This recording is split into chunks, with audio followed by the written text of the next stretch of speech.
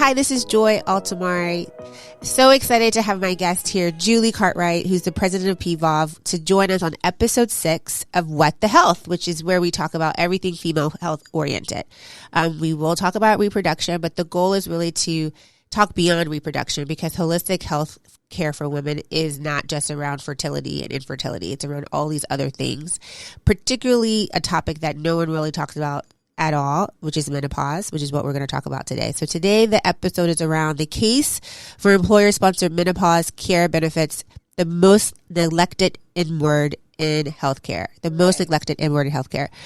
Julie, welcome.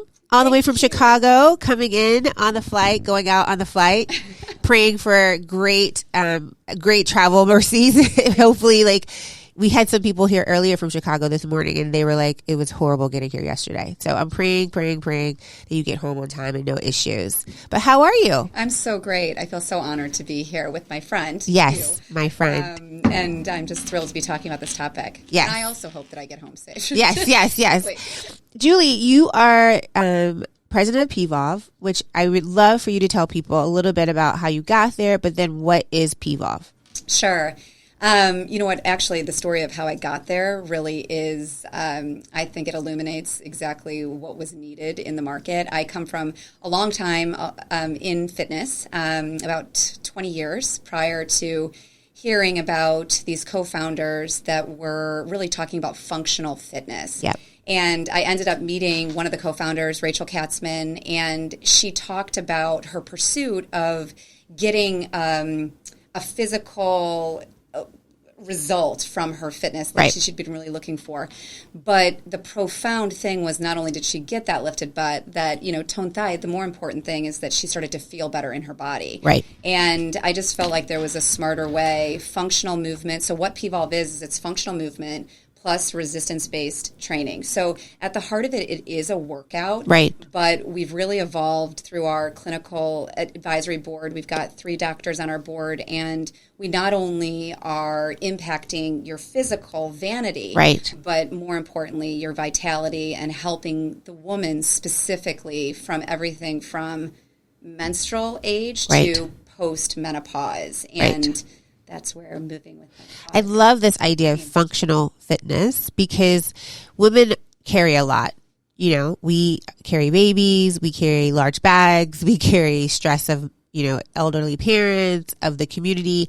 And so functional fitness to me, even though I know it's really defined as you described it, it's a metaphor for how women need to prepare to carry the load of life. Really, honestly. Right. And it's mental, it's spiritual, and it's physical. And the fact that I have to be in full transparency, I've done PVOV. I did it a couple of weeks ago with Julie. I am a subscriber of PVOV. The thing that I love so much about it is that it's building from the inside out. Mm-hmm. The effects can look aesthetically pleasing, but it's really, like you said, you feel stronger. I feel that I can function in my life. I can be a person who can carry all of these different roles effectively, but still I have that moment of strength that's coming from within, which is what we want to talk about today. I'm so glad that you brought up strength. I mean, strength is what it is that we build from the inside out. And I think that as women, we do so much in our lives, everything from cooking, cleaning, working, stressing, and being strong in your body is just so amazing. And the connection of strength in your body to strength in your mind, it can't be underrated. Mm-hmm. Really, honestly, I think about, we were just talking about when I was pregnant with my daughter Ella, and I said to you at this moment, again, everyone on this podcast knows that I'm on a mission to lose some weight, because it's not about the weight. It's about, I don't feel strong, right? When I was pregnant with Ella, I felt strong enough to push her out because I was actively moving and functioning. I was actually more athletic then than I have been post 2 years of COVID. So I think it's important for women to know that the solutions, while they may have aesthetic benefits, that you can't underestimate, you can't put a price tag on the internal benefits, the mental, the physical strength that you feel in your abdomen, in your chest, in your arms. Those are things that to help you carry your life, carry yourself. Yes. So we're going to get more in the PVOV and how it was designed, because I think that's important for our listeners to understand that it's not just another workout. It actually has intentional design behind it that helps combat some of the things that we're going to talk about, which is menopause. Literally most people don't understand that this is the one health issue that's universally ignored in the United States, and more than 90% of women are affected by it, acute challenges by it, and I always use the example that, while this is equitable healthcare for both men and women, we want that, but the community that we live in, the United States that we live in, if we took the symptoms that a woman goes through pre-menopausal, during menopause, and post-menopause, if we just wrote them out and we applied them to a 25-year-old or 35-year-old guy, male, I guarantee you there'd be a clinical diagnosis, Absolutely. Right? When we talk about hair loss, the combination of hair loss, heat flashes, memory loss, weight gain, can't sleep, anxiety in some instances. Those are like the top ones that people know. But there's also, you could have intensive bleeding consistently for weeks. So if we took those symptoms, I guarantee if those were applied to a 25-year-old or a 35-year-old male, we would not only have clinical diagnosis, but we'd have employer policies of giving them appropriate leave. We would probably also have some support from the pharmaceutical companies around designing prescriptions to help them combat it. And so, again, we're not anti-men, we're pro-women, because we're trying to figure out, hey, where is that gap in the discussion and the dialogue? And particularly, where can employers fill the gap until everybody else catches up? And menopause is one of those places. I think what we're going to talk a little bit about is the substantial toll that it has on women. And as a byproduct, productivity in the workplace is decreased. Employers, right, don't understand that. Nope. As a matter of fact, I read a staggering stat, that 1 in 5 women have either left the workplace or are considering leaving just because of the symptoms of menopause. And look, I'm 46 years old. Yeah, 44. And I've been raised to be scared of menopause. Really? These are the things that you're going to be experiencing. You're absolutely going to gain weight. You're absolutely going to, sort of lose control of the things that you've had control of. Your femininity. It's also to the scared part, you're going to have hair growing in places that hair shouldn't grow. Right? Yeah, that's painful sex. Right. All of that. Things. And, that's just unfair for a woman who really is entering the best time of her life. Yes. Best time of her life. I think the connection that you're making as well is that women who go through this, 1 in 5, right, who have major issues and they've talked about not being able to go to work. Let's say they get to a place where they've cobbled together a solution. Unfortunately, they have to do that. And they can now manage through it and they want to re-enter the workforce. But we know the statistics are that 8 out of 10 women who are over 50 who want to come back into the workforce are not able to. Their jobs aren't there. The biases exist. I shouldn't say the jobs aren't there. The jobs are there, but the biases exist as barriers to get them back into the workforce. And most of them have been, before they exited, were leaders, were managers, were contributors. So it's important to understand what menopause is, to destigmatize it, right? To remove the fear, not only for the woman who's going through it, but the ecosystem that she lives in, which is the employer set, mostly men. So this is for employers to listen through. The evolution of menopause, or the policies that need to evolve, are similar to the ones that we've developed around pregnancy and childbirth. So hands up to all the people who are giving 3 months paid leave, 4 months paid leave for women who are having babies. Maybe we should think about that for menopause as well, right? Because there's physical, there's neuropsychological, there's sexual, to your point earlier. There's vasculomotor symptoms that hamper the quality of life for these women that in some ways it doesn't allow them to live how they lived just a decade ago, just 2 years ago, right? Yeah, brain fog. I mean, here you've worked your entire career to get to this point, and all of a sudden you're sort of dealing with that. I think confidence level too. You're dealing with, sometimes depression, or your body looks differently. You're not feeling as good about yourself as you previously did. These are things that are not fair, and there's not solutions. fair, not fair. We were talking about before, like constipation is a major symptom of menopause, right? So constipation for weeks, sometimes you are embarrassed to talk about it. You don't feel good. Your clothes don't fit. No.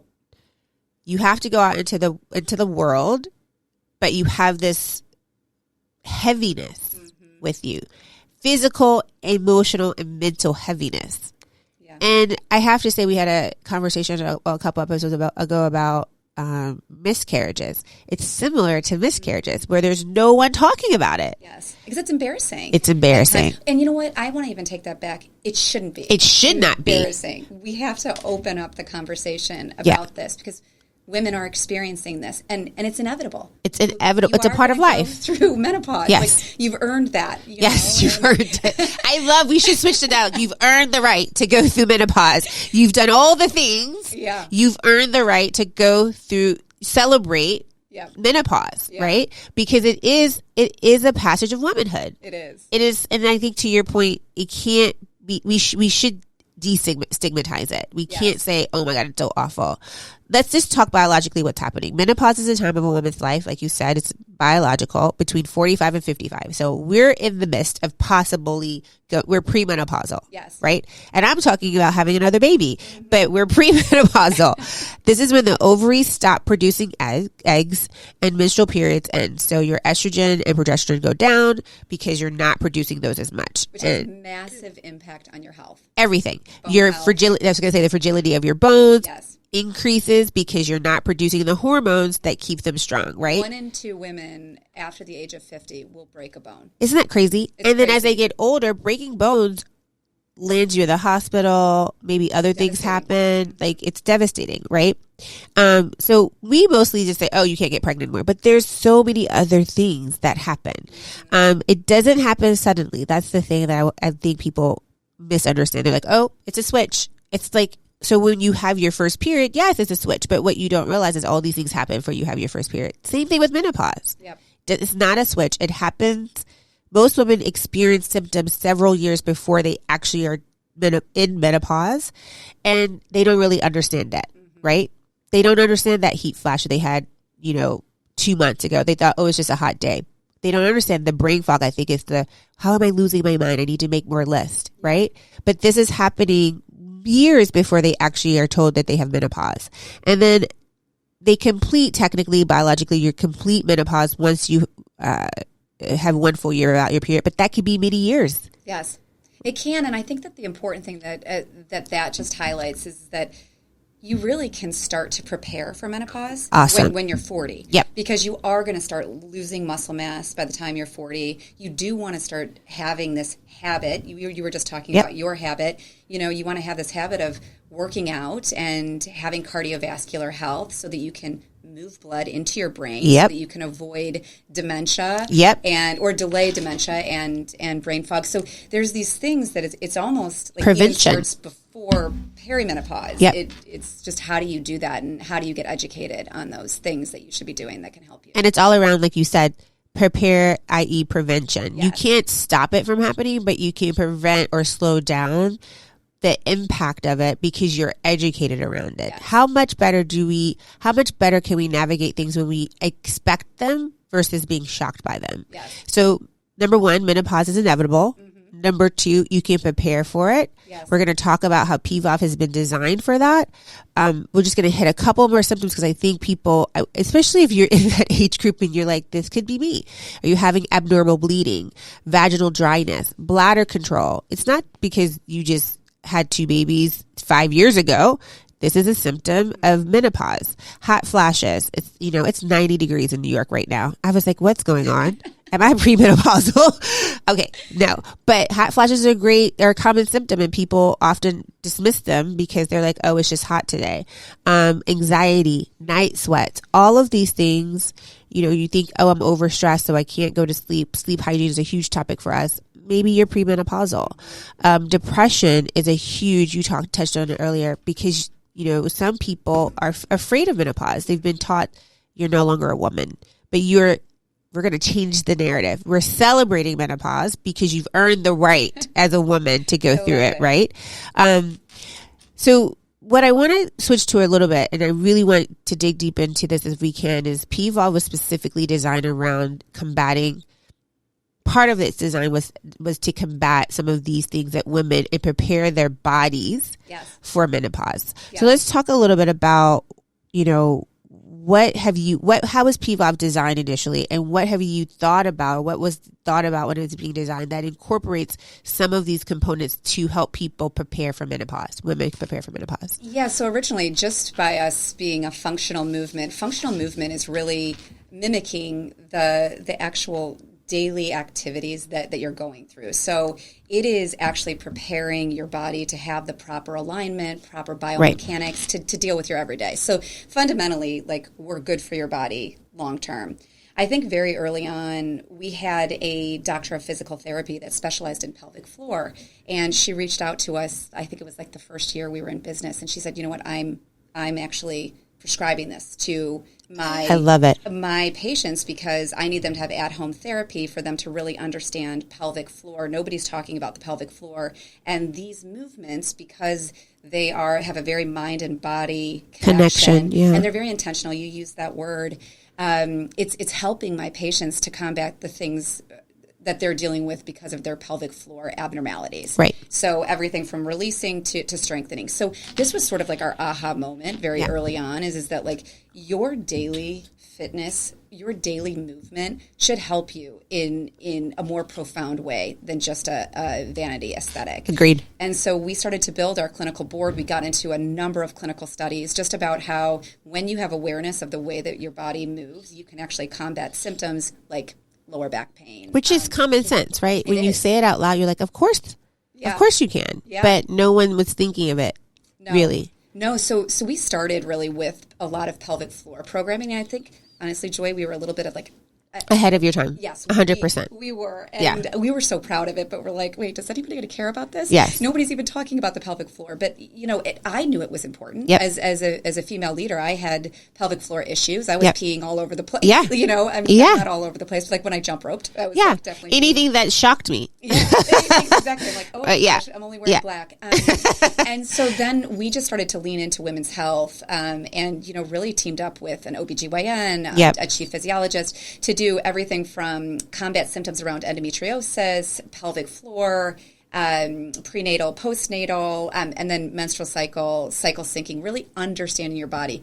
But our North Star has always been menopause. Half of our member base is about to approach the age of menopause. Yep. And we know it's the biggest thing that is not being talked about and that there's not access to real tools.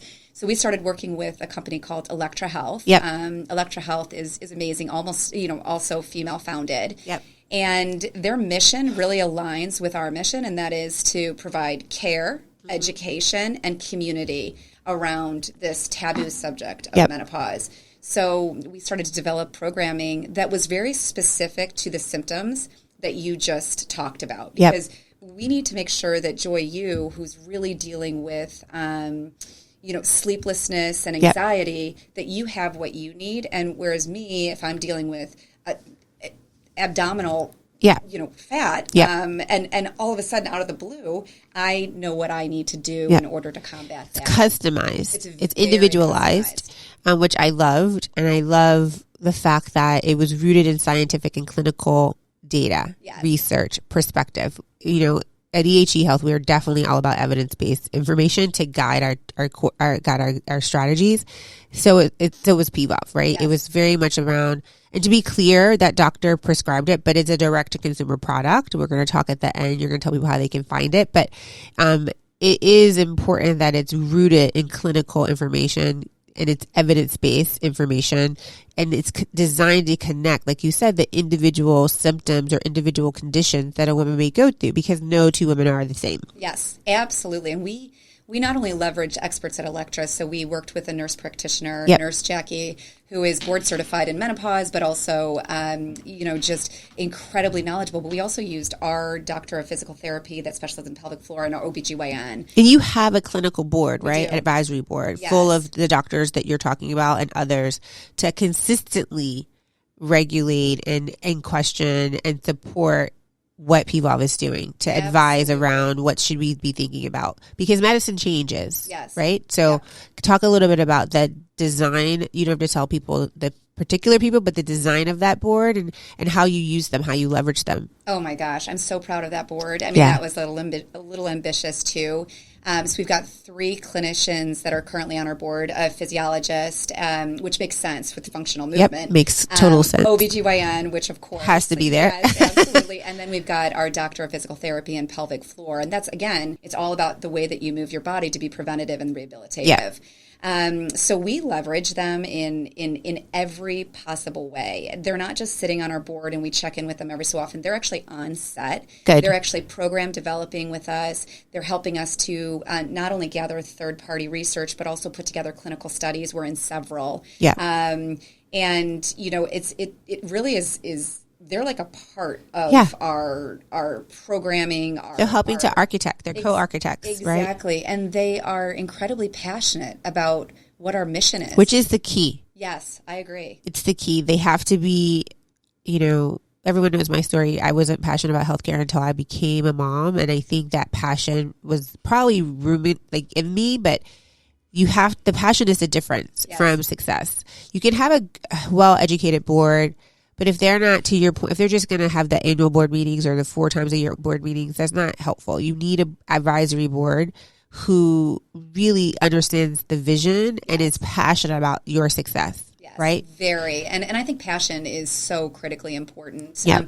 But this is just the beginning. We're also bringing on a fertility doctor Love from it. NYU. We're looking at some other, members that we have a lot of respect for in the community to also join our board. So this is just really the beginning. But menopause is not just moving with menopause, this first programming, and we can kind of talk a little bit about that, but this will be an ongoing pillar of our content that we provide on our on-demand platform. Got it. Sure. Because exercising, like you said earlier, is so important. Because moving every day, that was so everyone knows I'm on this health thing. The thing is just to move every day. Yes. Because I'm not a bad eater, but I didn't move for 2 years.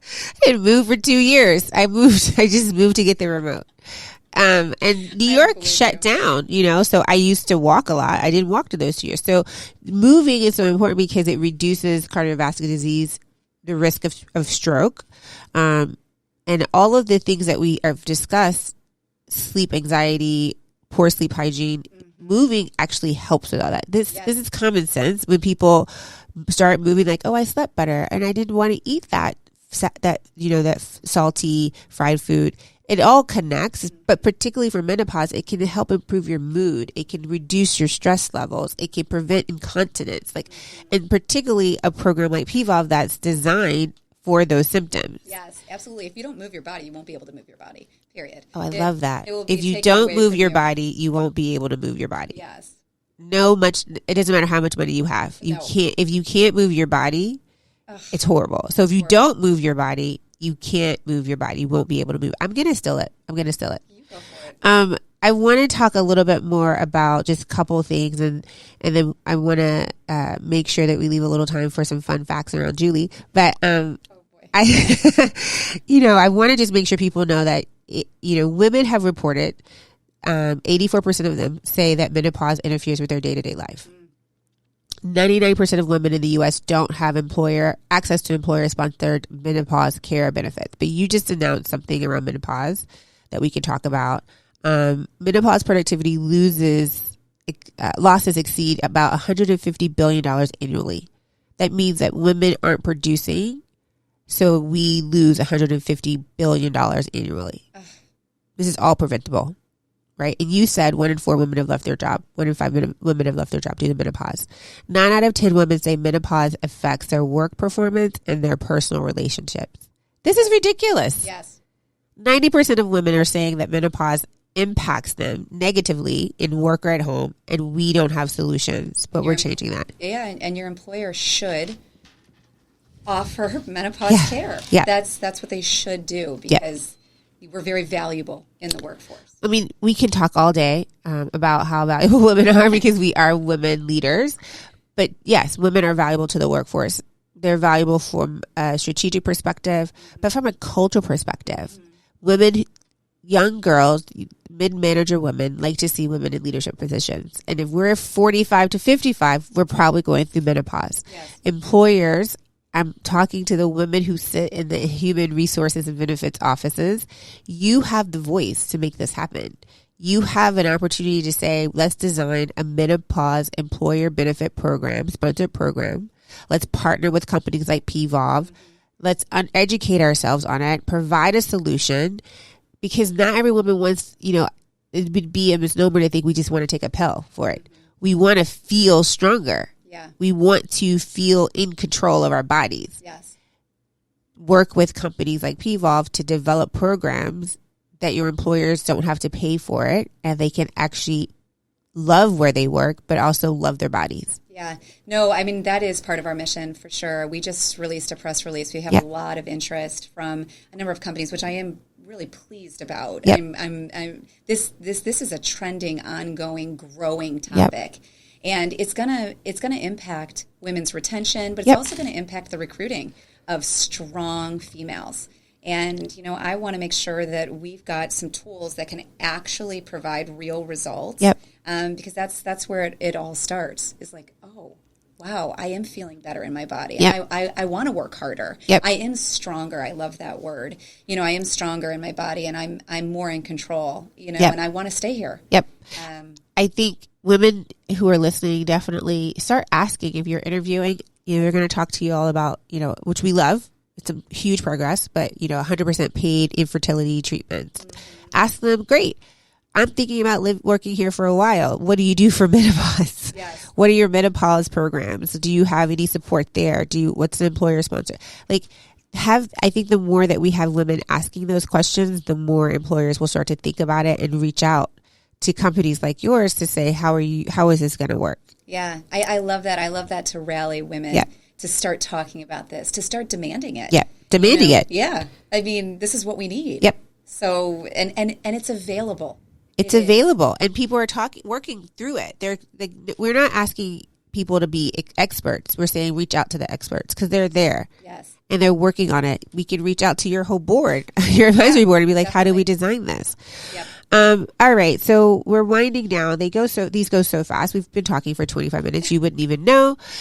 So is there anything that we didn't touch on that you want our listeners to know? Because I definitely don't want to miss a point. Well, I just think it's important to point out what Moving with Menopause is. It's 18 actual workouts that were, again, designed with clinical boards and certified trainers. They're all symptom specific. So there's 4 different symptoms that we really combat. What are those? So it is muscle mass, right, which helps with body composition, and you start losing muscle mass when you're in your 40s. Then it's bone density, because as you lose estrogen, that's where the 1 in 2 women are going to break a bone after 50, which is so unfair. And heart health. So those are together, those that bone density and that heart health. Then it's pelvic floor. Pelvic floor is so important. Incontinence, constipation, and painful sex. You could either have too tight of a pelvic floor or too loose of a pelvic floor. And we help you to sort of strengthen and or release your pelvic floor. And then the 4th is actually like mindset. Mindset, mood, recovery. We're hard on ourselves. We're going through a lot. We're having brain fog. We're confused. Exactly. And this is how you start to combat sleeplessness. You actually are doing moves that can lower your cortisol, which does impact weight gain. And then it's meditation and recovery. So each block of workouts is really designed to combat that. So again, it's very personal. And is it a module that you go through? It's a set of modules that you go through, or it's you kind of figure out which ones you need as a combination of things? Yeah. So it really is up to you. It's very easy to follow, and it's all broken down in the platform, in our on-demand volve platform, by symptom, and then you can do as many workouts as you want in those blocks or as few as you want. But they're designed to get real results, and and I think they are. Yeah, and they are, and we've had women go through them and have felt better than ever, and and we're doing a lot about outcomes right now. That's just great. To prove that all out. Do you have a studio in New York? Do you have studios anywhere else? Yeah, we've got a studio in Soho, and then we've got a studio in West Hollywood, and then we've also got a studio in Chicago, and then we're franchising. So we've sold 10 franchises: San Diego, Vancouver, Dallas, Nashville. I mean, we're coming for you. Yeah. So everyone go to pvolve. It's p.volve, or on the website it's pvolve.com. Yes. Look for Julie Cartwright on her LinkedIn. She is my friend, and I'm so happy she was able to come. She's so personable. She really loves helping people, which is really embodied in the PVOL philosophy. But reach out to her on LinkedIn, because she definitely will respond. She will respond back and help you find a place. But like she said, PVOL is coming for you. Definitely check out the website to see if they're in your hometown or not. If you're visiting me or visiting a friend in New York, definitely go to the Soho, drop into the Soho facility. It's beautiful, number one. And number two, everyone's so friendly, from the front desk to the person who's going to lead the class. Julie, thank you for joining us. Is there anything that we didn't hit that you need to tell people? No, I just absolutely love, that you're trying to spread the word on this. It's Thank you. Important. So it's so important. Appreciate you. We want people talking about menopause. We don't want people to whisper it anymore. We want them to say it loud, celebrate that they've earned the right, and employers to create some policies around it. Yeah, smash the taboo for sure. Well, thank you guys for listening to another episode of What the Health. This was the most neglected inward in healthcare, which we're going to combat. It should no longer be taboo to say menopause. And we really want to thank you guys for listening. We'll see you next time.